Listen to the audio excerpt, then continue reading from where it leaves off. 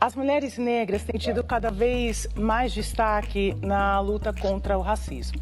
A doutora Jurema Werneck, diretora executiva da Anistia Internacional, falou em entrevista recente com o senhor, inclusive, a uma rádio paulista, a seguinte frase: as mulheres negras têm sido chamadas para ser uma força contrária a essas forças de morte.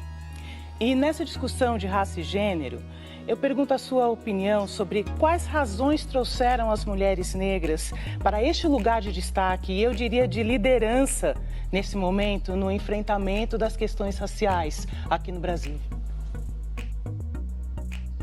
Bom, eu acho que as mulheres negras elas têm tido um papel fundamental. Primeiro, que não é só no Brasil, mas também nos Estados Unidos. A gente começa a olhar o movimento Black Lives Matter e percebe que a liderança, a fundação do Black Lives Matter foi feita por mulheres negras. As mulheres negras desenvolveram, ao longo da sua trajetória, tecnologias de resistência e formas também de manutenção da vida, inclusive dos homens negros, né,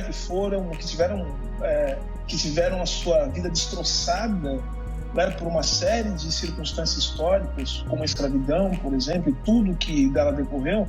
As mulheres negras sempre foram um sustentáculo da vida social e política e conseguiram manter, graças às formas de organização que desenvolveram, a vida nas comunidades. Então, as mulheres negras hoje lideram o movimento negro. Vejam que, inclusive, do ponto de vista intelectual, o que as mulheres negras vêm produzindo, o que as mulheres negras vêm fazendo.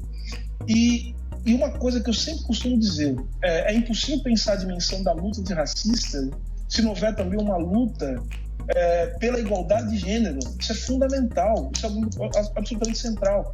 Porque uma das coisas que o racismo faz, e o racismo precisa disso, né, como projeto de política, precisa estabelecer controle sobre a vida, sobre a liberdade das mulheres. De onde vocês acham que vem a ideia de raça pura, de pureza racial? É justamente a ideia de estabelecer um controle sobre as mulheres. Então vejam que a luta antirracista tem na sua dimensão também a luta pela autonomia, pela liberdade e pela igualdade das mulheres. Isso é um ponto absolutamente fundamental e central para que nós possamos entender a força que as mulheres negras têm no mundo em que nós vivemos, não só no Brasil, mas também fora do Brasil.